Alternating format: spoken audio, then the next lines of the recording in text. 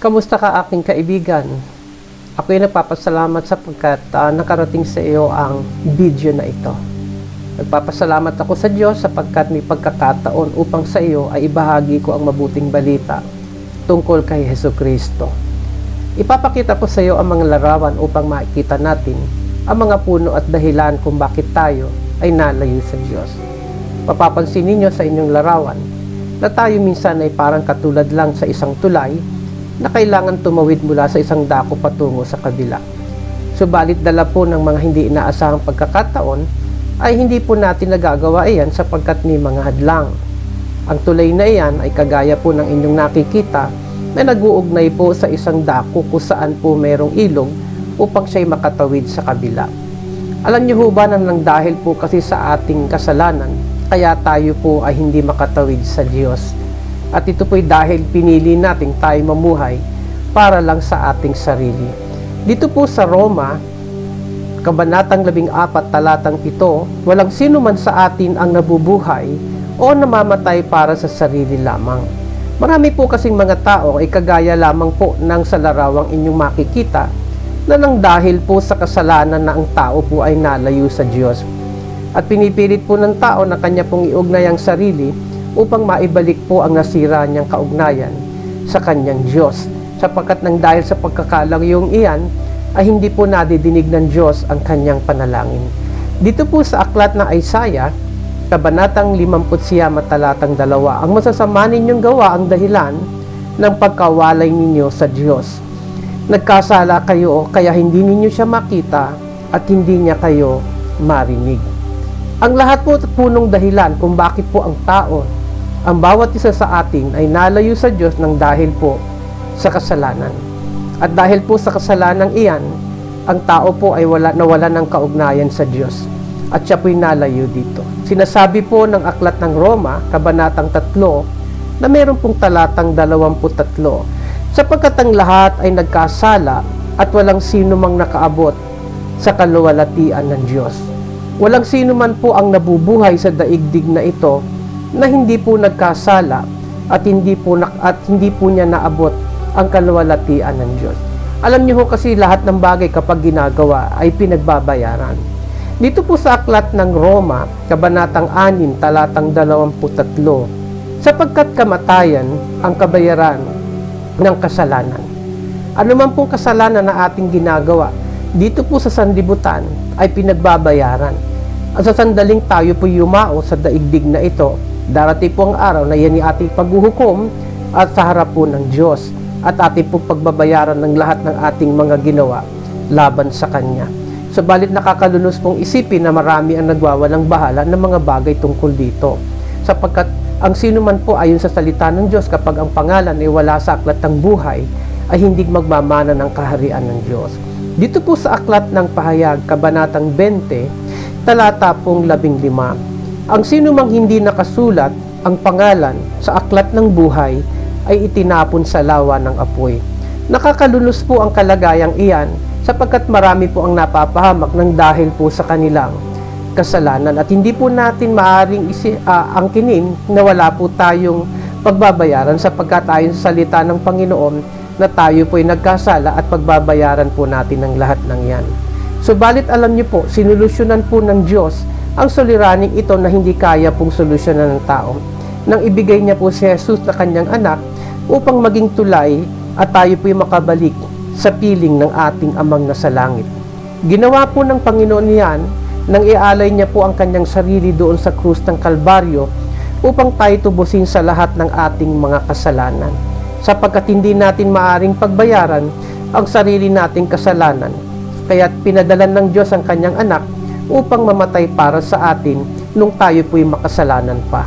Roma Kabanatang 5 na may talatang 8. Pero ipinakita ng Diyos sa atin ang kanyang pag-ibig sa ganitong paraan kahit noong tayo'y makasalanan pa, namatay si Kristo para sa atin. Dahil sa pag-ibig na yan ng Diyos, minabuti niyang ipagkaloob sa atin ang kanyang sariling anak upang mamatay sa krus ng Kalbaryo upang siya ang magbayad ng kasalanang hindi niya po inutang. Salamat po sapagkat nang dahil kay Jesus, may pag-asa po tayong makakabalik sa ating amang nasa langit. Alam niyo po na sa kanyang kamatayan sa krus, pinasan niya po ang kasalanang hindi niya kasalanan sapagkat kailanman siya hindi nagkasala, at pinasan niya po sa kanyang sarili ang kasalanan ng sandaigdig. Unang Pedro Kabanatang 2, talatang 24. Sa kanyang pagkamatay sa krus, pinasan niya ang ating mga kasalanan upang tayo mamatay na sa kasalanan at mamuhay ng ayon sa kalooban ng Diyos. Sa pamamagitan ng kanyang mga sugat, tayo'y gumaling. Napakabuti po ng Diyos sapagkat ipinagkaloob niya po si Jesus upang tayo po'y tubusin sa lahat ng kasalanan na magbubulid po sa atin sa apoy ng impyerno. Nang bayaran po ito ng Panginoon, kailangan po nating sumampalataya at tanggapin si Jesus upang siya ay maghari sa ating buhay. Nagpapasalamat tayo sapagkat sa pamamagitan ni Jesucristo ay makakabalik po tayo sa piling ng ating Diyos. Ang sabi po dito sa Juan 1:12, ngunit ang lahat ng tumanggap at sumasampalataya sa Kanya ay binigyan niya ng karapatan na maging anak ng Diyos. Nagpapasalamat po tayo sapagkat nang gawin po ito ni Kristo Jesus ay ipinakita sa atin na hindi na tayo maghahari sa ating sarili kundi si Kristo na. At mahalaga po na maunawaan natin na nang gawin niya ito ay sapagkat siya ay nahabag sa atin at nais niya na makamit natin ng buhay na walang hanggan sa pamamagitan ni Jesucristo na ating Panginoon. Ayon po sa ating binasa sa Juan 1:12 na kapag tayo po'y tumanggap kay Jesus, tayo ay bibigyan ng karapatan na maging anak ng Diyos. Mga kaibigan, kapatid, nais po ba ninyong si Jesucristo ay tanggapin sa inyong puso?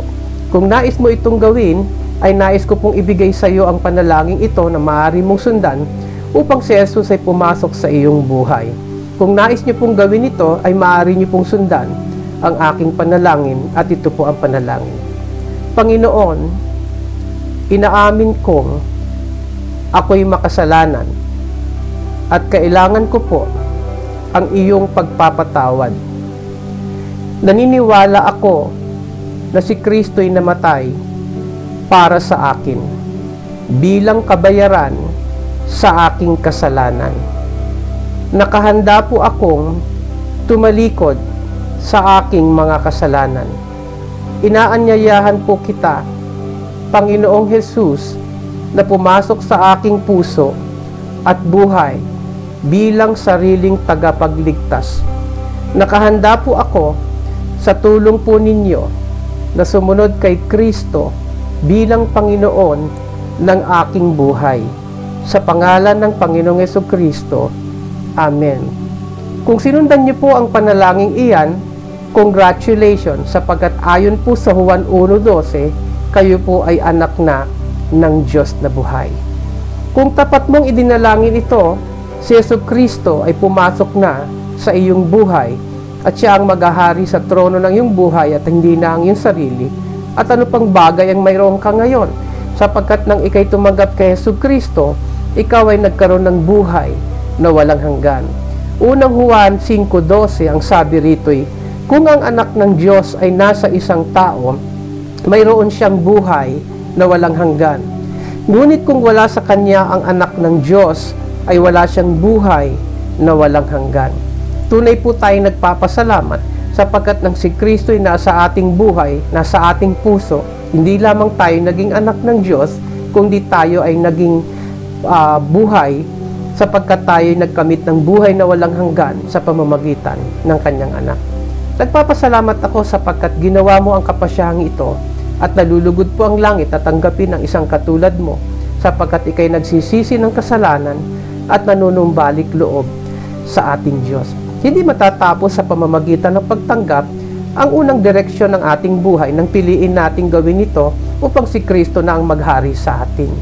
Kailangan mo ng isang consolidator o tagapangalaga na magga-guide sa iyo upang ikaw ay lumago sa iyong buhay espiritual. Matapos mong panoorin ang bidyong ito, ay maaari kang bumalik sa ating mga kapatid na nag-send sa iyo ng link upang alamin sa kanya kung paano ka magsisimula ng iyong buhay kay Kristo. Ang mga kapatid na ito ang tutulong sa iyo upang ikaw ay magkaroon ng patnubay, mga hakbang na kailangan mong gawin upang ikaw ay magkamit ng karanasang ito upang ikay lumago sa pagkakilala kay Jesucristo. Salamat po sapagkat ang bagay na ito ay mahalaga at hindi maaari ipagpaliban ni numan sapagkat ang Diyos ay nagbibigay ng pagkakataon sapagkat mahal niya tayo at siya lamang po ang makatutulong sa atin sa lahat ng ating kinakaharap. Salamat po, pagpalain po kayo ng ating Amang nasa langit. God bless po.